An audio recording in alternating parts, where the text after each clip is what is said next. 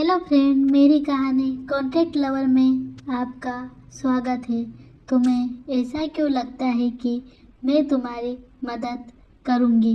और वैसे भी मैं किसी एक अनजान लड़के के साथ एक ही छत के नीचे कैसे रह सकती हूँ? यह अनजान लड़का चाहता तो कल रात तुम्हारे साथ कुछ भी कर सकता था, लेकिन मैं कभी किसी लड़की का फ़ायदा नहीं उठाता। अब फैसला तुम्हारे हाथ में है। क्या इस लड़के का ऑफर मानना ठीक रहेगा? लेकिन कोई और रास्ता भी नहीं है मेरे पास। कल इसने मुझे बचाया भी और मुझे पैसों की भी ज़रूरत है। आयत सोचते हुए, 1 महीने बाद तुमको सैलरी भी मिलेगी, मेरा काम भी हो जाएगा, फिर तुम जा सकती हो। ठीक है, लेकिन मेरी एक शर्त है। कल रात जो भी हुआ वो नशे में हुआ। हम अब ऐसा वैसा कुछ नहीं करेंगे और मुझे प्यार व्यार का सीन भी नहीं चाहिए। मुझे मंजूर है, प्यार कमज़ोर लोगों के लिए होता है। हेमंत ओबरॉय की लाइफ में प्यार के लिए कोई जगह नहीं है। तुम अपनी सोचो, कहीं तुमको मेरे हैंडसम से फेस से प्यार ना हो जाए। कबीर ने जो मेरे साथ किया, उसके बाद किसी लड़के के साथ प्यार होने का कोई चांस ही नहीं है। आयत मन में खुद पर इतना घमंड होना अच्छी बात नहीं है। मुझे इम्प्रेस करने के लिए सिर्फ हैंडसम चेहरा काफ़ी नहीं, अच्छी पर्सनालिटी भी चाहिए, जो कि तुम्हारे पास नहीं है। फिर तो कोई दिक्कत ही नहीं है। मैं कॉन्ट्रैक्ट पेपर रेडी करवाता हूँ। तुम 1 महीने से पहले कहीं नहीं जा सकती हो। तब तक तुम इसको अपना ही घर समझो। बस एक बात का ध्यान रखना, सामने जो दरवाज़ा दिख रहा है उस रूम में कभी नहीं जाओगी।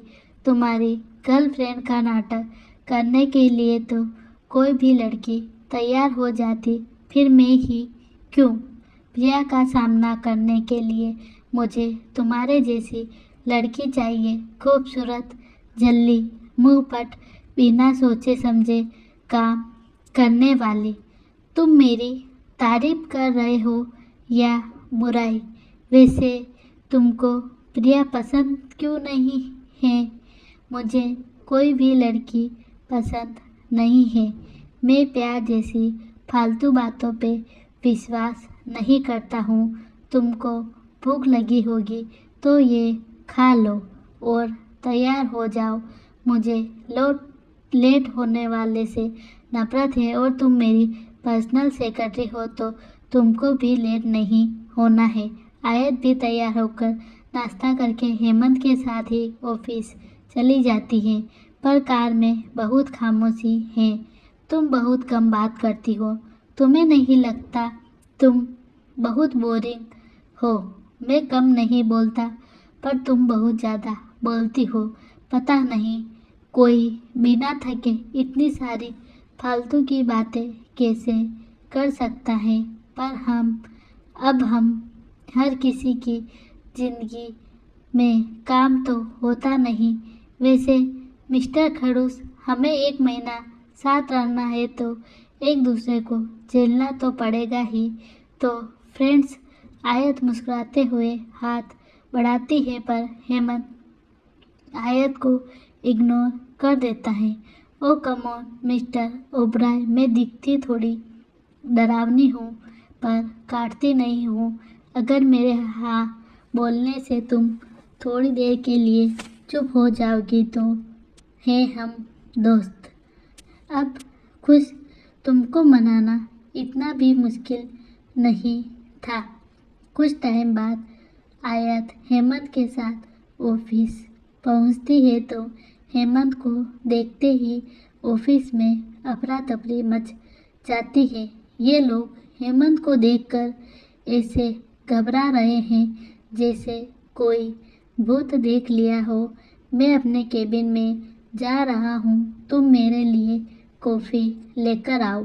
आयत को बाहर छोड़कर हेमंत चला जाता है। आयत अपने आसपास देखती है तो सब उसको ही हैरानी से देख रहे थे। तभी पीछे से किसी ने आवाज़ दी, हे, मैं हूँ रीना, तुम ज़रूर नई सेक्रेटरी होगी। मैं आयत हूँ। वैसे ये लोग मुझे ऐसे क्यों देख रहे हैं जैसे मैं बलि का बकरा हूँ। तुम्हें बलि का बकरा भी कह सकते हैं, क्योंकि हेमंत सर की कोई भी सेक्रेटरी 15 दिन से ज़्यादा नहीं टिकी। दुनिया के सबसे स्ट्रिक्ट बॉस हैं।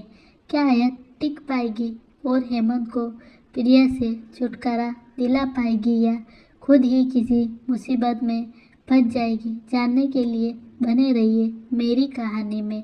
धन्यवाद।